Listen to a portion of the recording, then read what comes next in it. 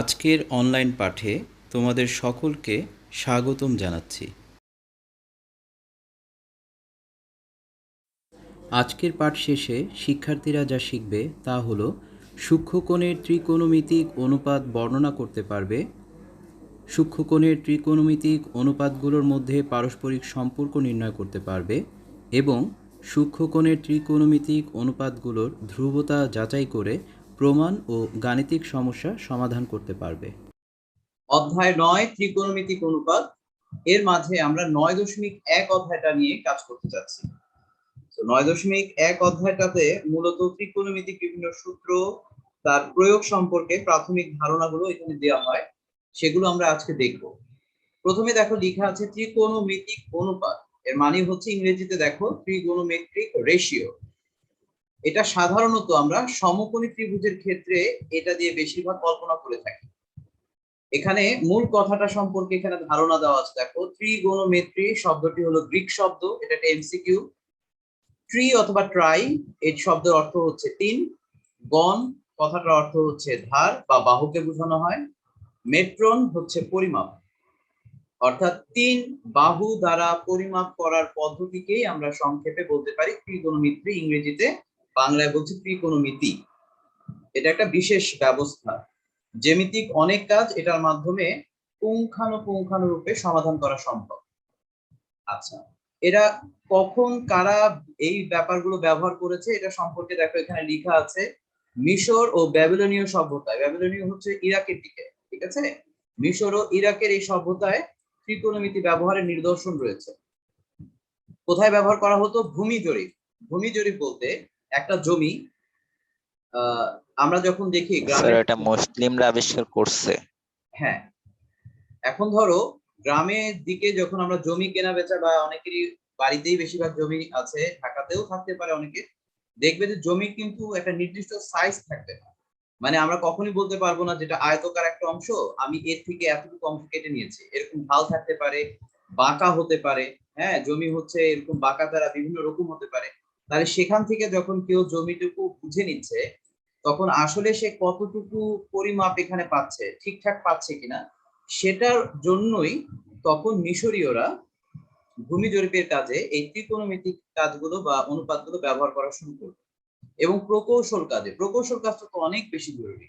তোমরা দেখবে যে একটা ফ্লাইওভার রাস্তার উপর দিয়ে গেছে, ফ্লাইওভার কিন্তু এরকম না যে একেবারে রাস্তাটা যেরকম সোজা ফ্লাইওভারটাও সোজা, তা না। কিন্তু অনেক জায়গায় দেখবে যে ফ্লাইওভারের কোনো কোনো জায়গায় এভাবে টার্ন বেশি, কোনো জায়গায় হচ্ছে সোজা, কোনো জায়গায় একটু বাঁকা, এরকম অনেক জায়গায় অনেক ধরনের আছে সে। তো এগুলোর ক্ষেত্রেও তোমার এই ত্রিকোণমিতিক হিসাবটা ব্যবহার করা হয়। তো আমরা এগুলো নিয়ে অত বিস্তারিত তো আমরা আলোচনা করতে পারবো না, তবে যতটুকু আমাদের ম্যাথে কাজে লাগে ততগুলো আমরা একটু দেখবো। এছাড়া জ্যোতির্বিজ্ঞানে ব্যবহার করা হয়। জ্যোতির্বিজ্ঞান তো বলতে বুঝতেই পারছো, আকাশে নভমণ্ডলীতে আমরা যদি কিছু দেখতে চাই, গ্রহ নক্ষত্রের দূরত্ব নির্ণয়, স্যার মহাকাশ সেখানে বিজ্ঞান। ব্যবহার করা যায়। মহাকাশ যান বলতে সেটাও যখন চলবে, কতটুকু রাউন্ড ঘুরে আসবে, কতটুকু কিভাবে যাবে, তার সাথে ত্রিকোণমিতি সম্পর্ক আছে। তো আমরা সমকোণী ত্রিভুজ নিয়ে মূলত প্রথমে কথা বলবো। প্রত্যেকটা ত্রিভুজের তিনটি বাহু আছে, এটা আমরা সবাই জানি, বাট সমকোণী ত্রিভুজের তিনটা বাহুকে আমরা আলাদা আলাদা নামে নামাঙ্কিত করতে পারি। সেক্ষেত্রে আমরা এখানে অনেকগুলো দেখছি নাম, তোমরা এখানে দেখতে পাচ্ছ অতিভুজ আছে, ভূমি আছে, উন্নতি আছে, এই তিনটা সম্পর্কে এখানে লেখা আছে। আচ্ছা, এটা একটু তোমরা দেখো তো।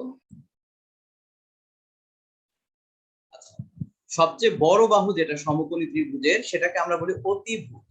ইংরেজি নামটা তোমরা পড়ে দেখতে পারো, ঠিক আছে, ওটা সমস্যা নাই। এটা হলো সবচেয়ে বৃহত্তম বাহু। এরপরে আমাদের আছে বিপরীত বাহু এবং সন্নিহিত বাহু। বিপরীত আর সন্নিহিত বাহু সম্পর্কে কারো কোনো ধারণা আছে? আমি যদি এখানে একটা সমকোণী ত্রিভুজ আঁকি, আমি একটু নামকরণ করে দেই, আমাকে তোমরা বলবে যে এখানে বিপরীত বাহু কোনটা আর সন্নিহিত বাহু কোনটা। বলো। স্যার কোনটা তো দেখায় দেন, কোনটা থিটা? জি স্যার। আচ্ছা, গুড। আমি এখানে একটা কোণ দিলাম, এবার বলো।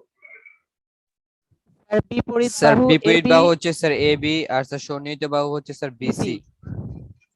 আচ্ছা, তার মানে আমরা সমকোণী ত্রিভুজের ক্ষেত্রে যদি একটা সূক্ষ্ম কোণ উল্লেখ না করে দেই তাহলে কিন্তু বিপরীত বাহু আর সন্নিহিত বাহুকে আমরা নিশ্চিত করে বলতে পারছি না। খেয়াল করব, এটা হলো সমকোণ। সমকোণ যখন হয়ে যায় তখন এই বাহুটার উপর লম্ব, অর্থাৎ এবি বিসির উপর লম্ব, বিসি এবির উপরে লম্ব।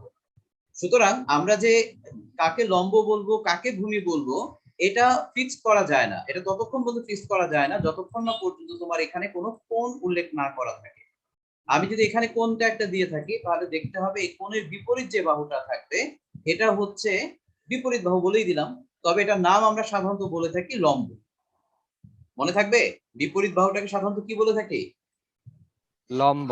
লম্ব। লম্ব। এটা নিচে না উপরে আছে সেটা দেখার বিষয় না। আমি আবারও বলছি, যেখানে কোণের অ্যাঙ্গেল মানে কোণের চিহ্নটা দেওয়া থাকবে ঠিক তার বিপরীত বাহুটাকে আমরা সবসময় বিপরীত বাহু অথবা লম্ব হিসেবে কাউন্ট করব।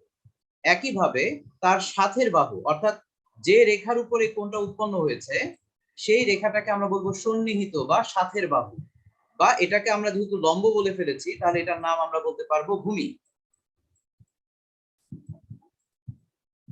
আর যেটা হেলানো থাকে সবচেয়ে বড় বাহু এটা তো আমরা প্রথমেই বলে দিতে পারি যে এটা হলো অতিভুজ। তাহলে অলরেডি কিন্তু আমরা পেয়ে গেছি অতিভুজ কি, লম্ব কি আর ভূমি। এটা অলরেডি আমরা এখান থেকে জেনে গেছি। এখন আমি যদি ঘুরিয়ে দেই বলতে আমি যদি এখন তোমার কোণের যে চিহ্নটা দিয়েছি সেটাকে যদি আমি এখন ঘুরিয়ে দিই, অর্থাৎ এটা সমকোণ, আমি এখন সন্নিহিত যে কোণটা দেওয়ার কথা সেটা ধর এখানে দিলাম। এখন এই কোণের এই বিন্দুতে হচ্ছে তোমার একটা সূক্ষ্ম কোণ উৎপন্ন হয়েছে। এই কোণের সাপেক্ষে এখন বিপরীত বাহু কোনটা? Sir BC. বিসি। বিসি। এবং বিসি কে আমি তাহলে কি বলতে পারি? লম্ব বলতে পারি নাকি পারি না? জি স্যার পারি। সুতরাং কারো মাথার মধ্যে যেন এই জিনিসটা আটকে না যায় যে লম্ব মানে তো সোজা উপরের দিকে হতে পারে না, এটার কোনো ব্যাপার না। কারণ সমকোণী ত্রিভুজে ভূমি এবং লম্ব পরস্পরের উপরে লম্ব, সুতরাং প্রত্যেককে আমি লম্ব বলতে পারি। বাট কোণের অবস্থানের উপরে ভিত্তি করে আমি কাউকে লম্ব আর কাউকে ভূমি হিসাবে চিহ্নিত করব। এক্ষেত্রে এই এবি হলো সন্নিহিত বাহু যাকে আমরা ভূমি হিসাবে কাউন্ট করতে পারি। তাহলে আমাদের প্রাথমিক ধারণাটা এটা রাখতে হবে যে সমকোণী ত্রিভুজে যেখানে সূক্ষ্ম কোণ অর্থাৎ এই জায়গায় এবং এই জায়গায় যে কোণটা উল্লেখ করা থাকবে তার উপরে ভিত্তি করে আমরা লম্ব এবং ভূমিকে চিহ্নিত করব। এটা হলো আমাদের প্রাথমিক কাজ। সূক্ষ্ম কোণের ত্রিকোণমিতিক অনুপাত। সূক্ষ্ম কোণের, কারণ আমরা এখানে যতগুলো কোণ নিয়ে কাজ করবো সব ক্ষেত্রে হলো সূক্ষ্ম কোণ। যেমন আমরা এখানে কাজ করছি এটা একটা সূক্ষ্ম কোণ, কারণ লম্ব হচ্ছে এই জায়গায়, হয় থিটা এখানে থাকবে নতুবা পি বিন্দুতে থাকবে, এই দুই জায়গার এক জায়গায় থাকতে হবে। এই কারণে সূক্ষ্ম কোণের ত্রিকোণমিতিক অনুপাত বলা হচ্ছে। আচ্ছা, আমাদের এখানে বাহু হচ্ছে মোট তিনটা। আমরা খেয়াল করব বাহু হচ্ছে তিনটা, অতিভুজ, লম্ব, ভূমি, এটা আমরা সবাই দেখতে পাচ্ছি। কিন্তু অনুপাত কথাটা কেবলমাত্র ব্যবহৃত হয় দুইটা কিছু মানে দুইটা বস্তুর ভেতরে, দুইটা জিনিসের ভেতরে। অর্থাৎ আমি যদি বলি লম্ব এবং ভূমির মধ্যে ভাগ করব বা অনুপাত দেখাবো, এটা হতে পারে লম্বের সাথে অতিভুজ হতে পারে, আবার ভূমির সাথে অতিভুজ হতে পারে। এখন আমি যে তিনটা কথা বললাম এই তিনটা কথাকে আমি আবার উল্টেও দিতে পারি। আমি লম্ব বাই ভূমি বলেছি, আমি বললাম ভূমি বাই লম্ব। আবার আমি বলেছি লম্ব বাই অতিভুজ, এটা হতে পারে অতিভুজ বাই লম্ব। আমি বলেছি ভূমি বাই অতিভুজ, এটা আবার অতিভুজ বাই ভূমি হতে পারে। তোমরা কি আমার কথাটা বুঝতে পেরেছো? জি স্যার। আলটিমেটলি তোমার কোণের অনুপাতগুলো যখন আমরা বলছি তখন মোট 6 ভাবে আমরা বলেছি। অর্থাৎ বাহু হচ্ছে তিনটা, দুইটা দুইটা করে বাহুর মধ্যে যদি আমরা অনুপাত বের করি তাহলে অপোজিট দিক থেকে এবং রেগুলার দিক থেকে যদি হিসাব করি তাহলে মোট 6টা কোণের অনুপাত তৈরি হয়। এই 6টা কোণের অনুপাত নিয়েই হচ্ছে আমাদের কাজ। এখানে আমরা প্রথম 3টা কোণের অনুপাত আগে শিখব। যেমন আমাদের প্রথম তিনটার মধ্যে ফার্স্ট হচ্ছে sine. Sine theta equal to হচ্ছে বিপরীত বাহু বাই অতিভুজ। এখানে যেরকম বিপরীত বাহু বাই অতিভুজ লেখা আছে, আমি বলেছি বিপরীত বাহুর জায়গায় আমরা কি লিখি? লম্ব। লম্ব। তাহলে আমরা মাথায় রাখবো লম্ব বাই অতিভুজ। আমরা এটা ছড়ার মতো করে শিখি। সাগরে লবণ অনেক, সাগর দিয়ে আমরা সাইনকে বুঝেছি, লবণ দিয়ে লম্বকে বুঝেছি, অনেক দিয়ে অতিভুজকে বুঝেছি। তার মানে সাইনের সূত্র হচ্ছে লম্ব বাই অতিভুজ। এখানে থিটা কোনো ফ্যাক্ট না, থিটার জায়গায় যদি অন্য কোনো অক্ষর থাকে অথবা এই থিটাটা না দিয়ে শুধু ও বিন্দুই যদি উল্লেখ করা থাকে তাহলে আমরা লিখতে পারতাম সাইন ও। বুঝা গেছে? যেই বিন্দুতে কোণ উৎপন্ন হয়েছে সেই বিন্দুটা উল্লেখ করলেও আমার কোণকে নির্দেশ করা হবে। সো আমরা মনে রাখবো সাইন ইকুয়াল টু হচ্ছে লম্ব বাই অতিভুজ। একইভাবে যদি আমরা কজের ক্ষেত্রে বের করতে চাই, কজের ক্ষেত্রে হচ্ছে সন্নিহিত বাই অতিভুজ অর্থাৎ ভূমি বাই অতিভুজ। তাহলে কজের ক্ষেত্রে আমরা ছড়াটাও যদি করি, কবরে ভূত অনেক, কবরে ভূত অনেক যখন বললাম তখন কবর দিয়ে বোঝাচ্ছি কস, ভূত দিয়ে বুঝতে পারছি হলো সন্নিহিত বাহুটাকে আমরা ভূমি হিসেবে কাউন্ট করি, আর তোমার অনেক দিয়ে বুঝাতে পারছি আমরা অতিভুজকে। একইভাবে টেন থিটার সূত্র হচ্ছে টেরা লম্বা ভূত, টেরা দিয়ে বুঝতে পারছি আমরা টেন, লম্বা দিয়ে বুঝতে পারছি বিপরীত বাহু যেটাকে আমরা লম্ব হিসেবে কাউন্ট করছি, সন্নিহিত বাহুটাকে আমরা বুঝতে পারছি ভূমি। এই হচ্ছে টেরা লম্বা ভূত। তো আমরা প্রথমে এই তিনটা কোণের অনুপাত মনে রাখার চেষ্টা করব। এই তিনটাই সবচেয়ে বেশি ব্যবহৃত হয়, সাইন, কস, টেন। এবার আমি যে কথাটা বলেছিলাম যে আমি যদি বলি লম্ব বাই অতিভুজ, আর এখন কেউ বললো না অতিভুজ বাই লম্ব, সে উল্টে দিতে চাইলো, তাহলে উল্টে দিতে চাইলে তখন যে নতুন সম্পর্ক চলে আসে সেটা হচ্ছে হলো কোসেক। অর্থাৎ কোসেকের সাথে সাইনের সম্পর্ক হচ্ছে উল্টো সম্পর্ক, অপোজিট। সবাইকে দেখতে পাচ্ছ? জি স্যার। তাহলে কোসেক হচ্ছে 1 বাই সাইন। আমি কথাটাকে ঘুরিয়ে বলতে পারি সাইন সমান হচ্ছে 1 বাই কোসেক, তার মানে সাইনের সাথে কোসেকের সম্পর্ক হচ্ছে অপোজিট। আচ্ছা, একইভাবে কসকে আমরা বলেছি ভূমি বাই অতিভুজ, আমি এটাকে উল্টে বলতে চাচ্ছি অতিভুজ বাই ভূমি, তাহলে কজের সাথে উল্টো সম্পর্ক হচ্ছে সেকের। সেক হচ্ছে আরেকটা নতুন ধারণা আসলো, সেক মানে 1 বাই কস অথবা কস মানে হচ্ছে 1 বাই সেক, এটাও অপোজিট। নেক্সট হচ্ছে টেন থিটা থেকে আমরা শিখেছি লম্ব বাই ভূমি, আর সেটাই যদি এখন আমরা উল্টে দেই তাহলে কট নামে আরেকটা নতুন কোণের অনুপাত পেলাম, এটা হচ্ছে 1 বাই 10 অপোজিট, বা 10 ইকুয়াল টু 1 বাই কট। এই হচ্ছে আমাদের 6টা ত্রিকোণমিতিক কোণের অনুপাত। এই 6টা ত্রিকোণমিতিক কোণের অনুপাত দিয়েই হচ্ছে আমাদের সকল ত্রিকোণমিতির অঙ্ক কমপ্লিট করতে হয়। এখন এই 6টার ভেতরে আর কোনো সম্পর্ক আছে কিনা সেগুলো আমরা ধীরে ধীরে দেখব। তাহলে আমরা এখানে প্রাথমিক সূত্রগুলো এখান থেকে দেখে নিলাম যে সাইন থিটা সমান যা লেখা আছে কোসেক থিটা সমান হচ্ছে 1 বাই সাইন, অথবা উল্টোটা বললাম সাইন মানে 1 বাই কোসেক, চিন্তা করে নিবে। কস থেকে আমরা সেকের সাথে একটা ধারণা পেলাম, টেন থেকে আমরা কটের একটা ধারণা পেলাম, কিন্তু টেন থিটা বলে যাকে আমি বলছি সেখান থেকে আমি যদি একটু প্রসেস করি তাহলে টেনের সাথে সাইন এবং কজের একটা সম্পর্ক তৈরি করা যায়। সম্পর্কটা কিভাবে তৈরি করা হয়েছে জাস্ট চিত্রের সাথে দেখো তাহলে বুঝতে পারবা। যেমন এখানে বলা হয়েছে টেন মানে হচ্ছে P M by O M, চিত্র থেকে দেখো পি এম হচ্ছে লম্ব, ও এম হচ্ছে ভূমি, টেন থিটা মানে লম্ব বাই ভূমি, এটা নিয়ে কারো কোনো কথা থাকার কথা না, এটাই ঠিক। এখন আমি ইচ্ছাকৃত উপরের লবকে ওপি দ্বারা ভাগ করলাম এবং নিচে যে হর ছিল তাকেও আমি ওপি দিয়ে ভাগ করলাম এট এ টাইম। সেম হর দ্বারা মানে সেম একটি উপাদান দ্বারা লব এবং হরকে আমি ভাগ করেছি। ভাগ করার পর কি হলো তোমরা এখানে খেয়াল করলে বুঝতে পারবা যে পি এম বাই ওপি এই জিনিসটা ছিল আমার সাইনের ক্ষেত্রে। সবাইকে দেখতে পাচ্ছি?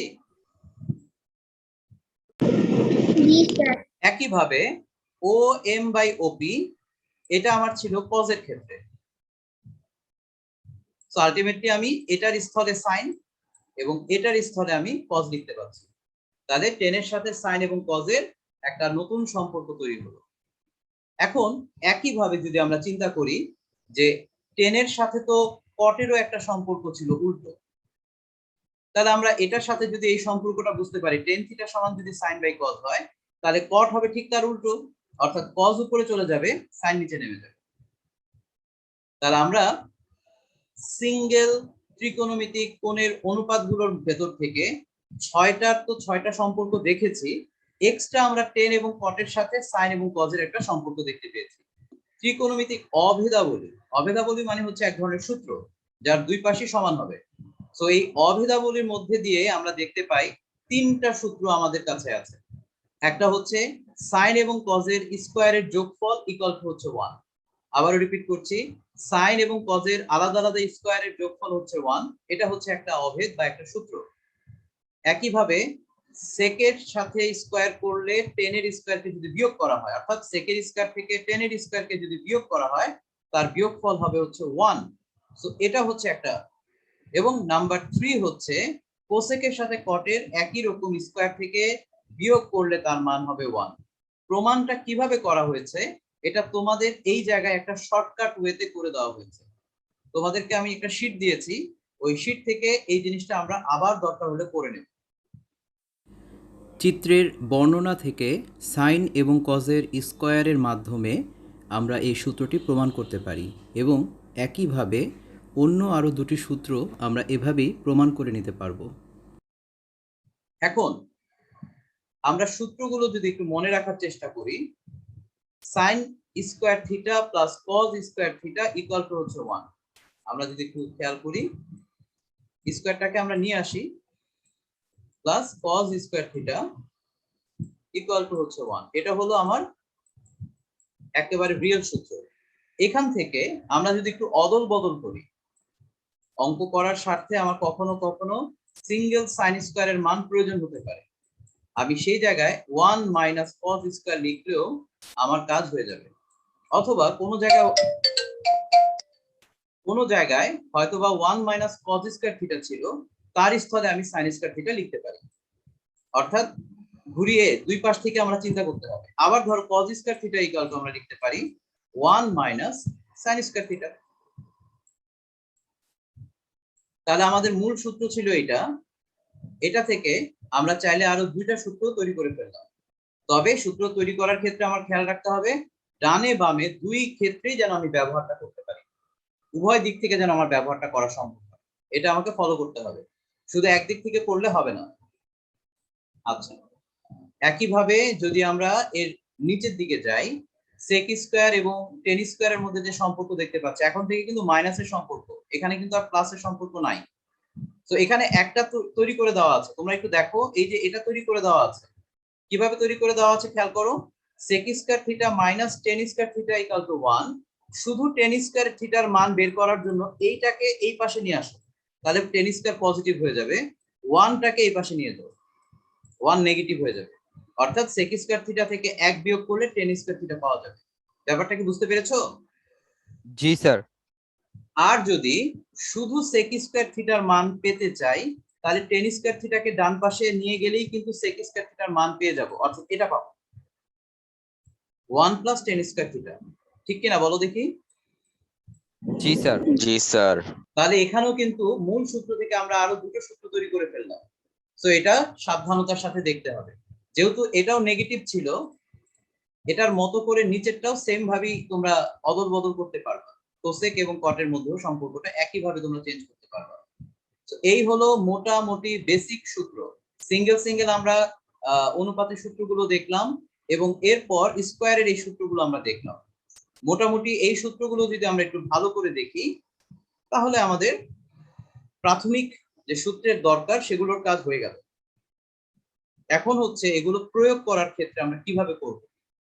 প্রথমত আমরা প্রয়োগ করার ক্ষেত্রে নরমালি একটা ত্রিভুজ, সেই ত্রিভুজের বাহুগুলো সম্পর্কে ধারণা রাখতে হবে, কোথায় কোন উৎপন্ন হয়েছে সেটার কথা খেয়াল করতে হবে, এবং সে অনুযায়ী আমরা ওই যে লম্ব বাই ভূমি, অতিভুজ বাই লম্ব, এই যে ঘুরিয়ে ফিরিয়ে যেই ব্যাপারগুলো আমরা পড়েছি, সেগুলো যদি আমরা প্রয়োগ করতে পারি আমাদের অঙ্ক হয়ে যাবে। তো আমরা একটা নমুনা অঙ্ক আগে দেখি, তারপরে আমরা ধীরে ধীরে অনুশীলনীর দিকে যাব। এখানে দেখো উদাহরণ 3, 10a ইকুয়াল টু হচ্ছে 4/3। এটা হচ্ছে একটা ভ্যালু দেওয়া। তারপরে বলা হয়েছে এ কোণের অন্যান্য ত্রিকোণমিতিক অনুপাত সমূহ নির্ণয় করো। এখন মোট ত্রিকোণমিতিক অনুপাত কয়টা আছে বলো দেখি? 6টা। 6টা। একটার মান দেওয়া আছে, তার মানে বাকি আর কয়টা বের করতে হবে? 5টা। 5টা। কিন্তু সেটা বের করার জন্য আমাদের কি লাগবে? আমাদের তো বাহুর মান লাগবে 3টার, আমরা যে 10 দিয়ে যেটা দেখতে পাচ্ছি, আমরা জানি 10 এর ক্ষেত্রে কোন কোন বাহুর মধ্যে অনুপাত করা থাকে, বলো দেখি।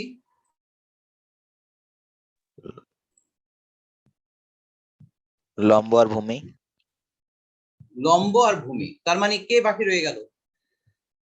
অতিভুজ। অতিভুজ। স্যার অতিভুজ। অতিভুজ, গুড।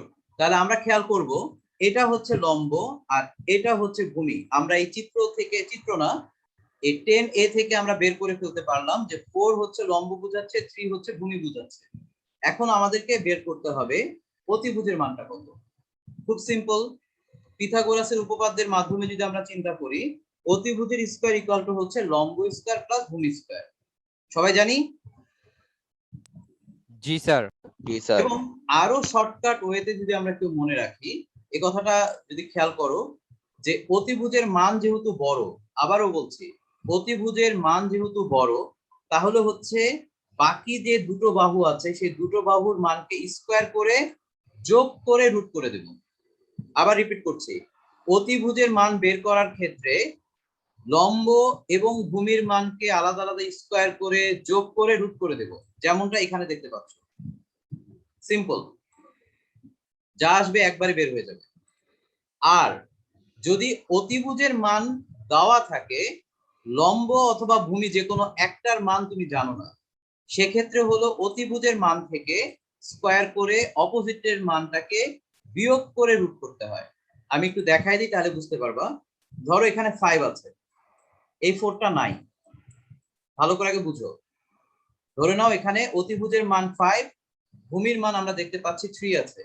সেক্ষেত্রে যদি আমাকে এই লম্বের মান, বিসির মানটা যদি বের করতে হয়, তাহলে আমরা যেটা করব সেটা হচ্ছে আগে এটা রুট টানবো, অতিভুজের মানটাকে আগে লিখবো, স্কয়ার করব, মাইনাস ভূমির মানটাকে স্কয়ার করব। সবাইকে আমার কথা বুঝতে পেরেছো? জি স্যার। তাহলে শর্টকাট ওয়েটা কি হলো, যদি আমার অতিভুজের মান বের করতে হয়, সেক্ষেত্রে হলো বাকি দুটোর স্কয়ার করে যোগ করে রুট করব। আর অতিভুজের মান যদি দেওয়া থাকে আর অন্য কারো মান যদি বের করতে বলা হয়, তাহলে অতিভুজের স্কয়ার থেকে আরেকটার মানকে স্কয়ার বিয়োগ করে রুট করব। সিম্পল। তাহলে আমাকে আর ওই সূত্র লিখে লিখে বেশ কয়েকটা লাইন করার প্রয়োজন নাই। আচ্ছা, তাহলে আমরা যদি এই নিয়মে এসির মানটা বের করি, তাহলে দেখো এসির মান বের হয়ে গেছে 5। আমি তাহলে লিখে দিলাম এখানে 5। আর যখন এখানে 5 বের হয়ে গেছে, তখন আমার কাছে তো সব জানা হয়ে গেল, কারণ আমি এই ত্রিভুজের লম্ব, ভূমি, অতিভুজ তিনোটার মান জানি। আর যখন তিনোটার মান জানি, তখন আমি বাকি সবগুলো কোণের অনুপাত বের করে ফেলতে পারবো। 10 বাদে আমি যদি সিরিয়াল থেকে খেয়াল করি, প্রথম থেকে আমি যদি দেখি, আমার আছে হলো সাইন। সাইনের সূত্র কার মনে আছে? মুখে বলো তো দেখি। স্যার লম্ব বাই অতিভুজ। লম্ব জি বাই স্যার। অতিভুজ। তাহলে লম্ব বাই অতিভুজের যে সূত্র, তোমরা সেটা ফেলে দিবা, হয়ে যাবে।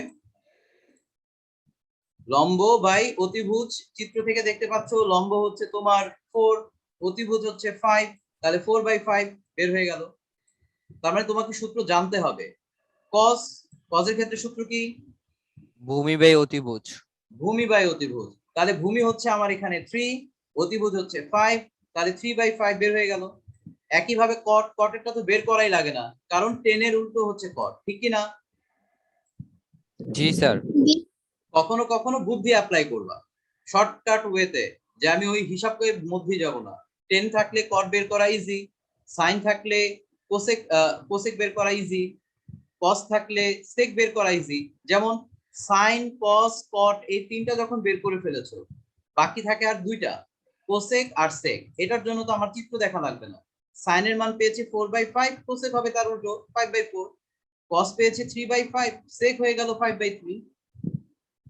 সবাই এতটুকু বুঝছো? জি স্যার।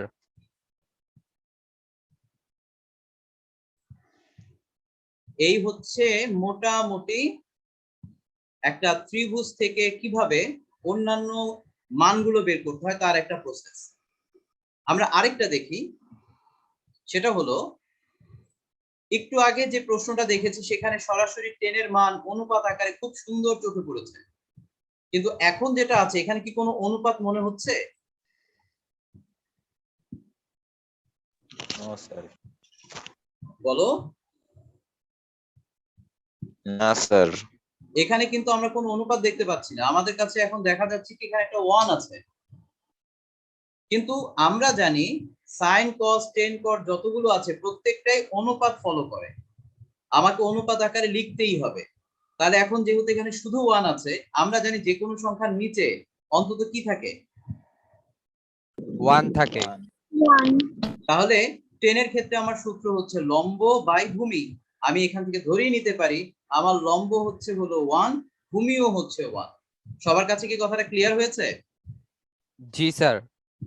আচ্ছা, এটা না হয় আমি বুঝতে পারলাম, কিন্তু চিত্রের প্রথমে আমাকে অন্য একটা ব্যাখ্যা দিয়েছে, ব্যাখ্যাটা খেয়াল করি।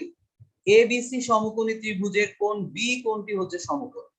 অর্থাৎ আমি প্রথমে যদি এখানে একটা ত্রিভুজ অঙ্কন করি, আমি তোমাদেরকে ওই চিত্রে এখানে যেটা দেখতে পাচ্ছ আমি এইভাবে না দেখিয়ে আমি নিজের মতো করে আঁকাচ্ছি, সেটা দেখো।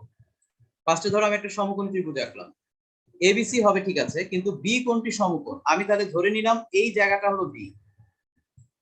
এখনো আমি শিওর না এ কোন দিক থেকে লিখবো, এ কি নিচ থেকে লিখবো না উপর থেকে লিখবো, এটা নির্ভর করছে হলো এখানে যে ত্রিকোণমিতিক কোণের অনুপাতটা দেওয়া আছে তার সাথে কোন অক্ষরটা আছে। দেখো তো কোন অক্ষর আছে? এ। এ। সাধারণত আমরা কি করি, ত্রিকোণমিতিক কাজগুলো করতে গেলে আমরা সাধারণত কোনটা কোথায় ধরি, নিচে ধরি না উপরে ধরি? নরমালি স্যার নিচে ধরি। নিচে ধরি, সে কারণে আমি এখানে এটা লিখতে বাধ্য হলাম বা আমি লিখলাম। তাহলে অপোজিট রয়ে গেল সি। এই হচ্ছে ফার্স্টে এই বর্ণনা থেকে চিত্রটা তৈরি করা। এখন আসো 10 দিয়ে আমরা এখান থেকে দেখতে পেয়েছি 1/1, অর্থাৎ লম্ব হচ্ছে এই চিত্র অনুযায়ী এটা হচ্ছে লম্ব, এটার মানও 1, এটা হলো ভূমি, এটার মানও 1। এখন তোমরা বলো তো অতিভুজের মানটা কিভাবে বের করব? অতিভুজ এসির মান? স্যার √2 হবে রুট অতিভুজ। ওভার। আচ্ছা, রুট ওভার দিয়ে যদি বলি 1 এর স্কয়ার যোগ 1 এর স্কয়ার, ঠিক কি না?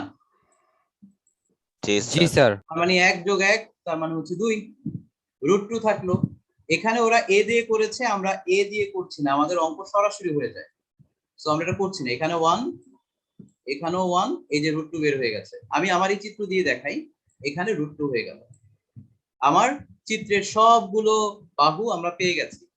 এখন আমাদেরকে কি বের করতে বলা হয়েছে? আগেরটার মতো আমাকে নির্দিষ্ট করে বলেনি অপর ত্রিকোণমিতিক কোণের অনুপাতগুলো বের করো, এখানে আমাকে একটা জিনিস প্রমাণ করতে বলেছে। দেখো বলেছে 2 sin a into cos a equal to 1, এটার সত্যতা যাচাই করতে বলা হয়েছে। অর্থাৎ এ কোণের সাপেক্ষে আমি যে এ কোণের সাপেক্ষে সবগুলো বের করেছি, এ কোণের সাপেক্ষে sin এর ভ্যালু কত এবং cos এর ভ্যালু কত সেটা আমরা এখানে লিখব, গুণ করব, সাথে 2 গুণ থাকবে, ফলাফল এক হয় কিনা দেখব। তাহলে আমরা এখন দেখি বাম পক্ষ 2 sin into cos a, আমরা জানি sin মানে হচ্ছে লম্ব বাই অতিভুজ। তোমরা দেখো চিত্র থেকে লম্ব হচ্ছে 1, অতিভুজ হচ্ছে √2, তাহলে 1/√2 কিন্তু ঠিকই লেখা আছে। তারপরে ইনটু দিয়ে আবার cos, cos এর সূত্র হচ্ছে ভূমি বাই অতিভুজ, ভূমি হচ্ছে আমার 1, অতিভুজ হচ্ছে আমার √2, সো 1/√2 আসছে। আর শুরুতে তো 2 আগে থেকেই ছিল, সো আমরা দেখতে পাচ্ছি এই √2 এই √2 পাশাপাশি গুণ করলে নিচে হয়ে যায় 2, উপরে 2টাকে কেটে দেওয়া হলো, ফলাফল চলে আসলো 1, সো ডান পক্ষ মিলে গেছে। আমরা বলতে পারি উক্তিটি সত্য অথবা সত্যতা যাচাই করা হলো।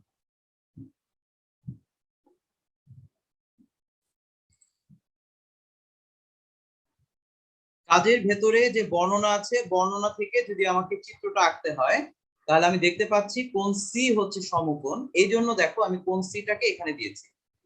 এখন কোথায় আমার সূক্ষ্ম কোণ, মানে কার আন্ডারে আমি এই কাজটা করব সেটা খুঁজি। এখানে এ বি বি সি মান দেওয়া আছে, বাট এখানে বলা আছে কোণ এ বি সি সমান হলো থিটা। থিটাটা কার জায়গায় থাকবে খুঁজে দেখলে বুঝতে পারবে, একটা কোণের মাঝখানে অক্ষরটা হলো কোণকে নির্দেশ করে কোন বিন্দুতে, তার মানে বি বিন্দুতে হচ্ছে থিটা। আমি এখন স্বাভাবিক নিয়মে বিটাকে যদি এখানে ধরি, এই জায়গায় আমি থিটা নামে উল্লেখ করতে পারি, আলটিমেটলি আমার এই জায়গায় এ হয়ে যাবে। এখন প্রত্যেকটা বাহুর মান, মানে এখানে এবি মান দেওয়া আছে, বিসির মান দেওয়া আছে, তুমি সেই মানগুলো এখানে ব্যবহার করতে পারবে। বাকি রয়ে গেল তোমার হচ্ছে লম্বের ভ্যালু, সো লম্বের ভ্যালু হচ্ছে 29 স্কয়ার থেকে 21 স্কয়ার বিয়োগ করে রুট করে দিবা, তাহলে তুমি লম্বের মান পেয়ে যাবে। এটা যখন পেয়ে যাবা তখন তোমাকে এই যে সম্পর্ক বের করতে বলা হয়েছে এটা বের করা কোনো সমস্যা না, তুমি cos এবং sin এর মান বের করবা, স্কয়ার করবা, বিয়োগ করবা, যা আসবে তাই। সবাই বুঝছো? জি স্যার।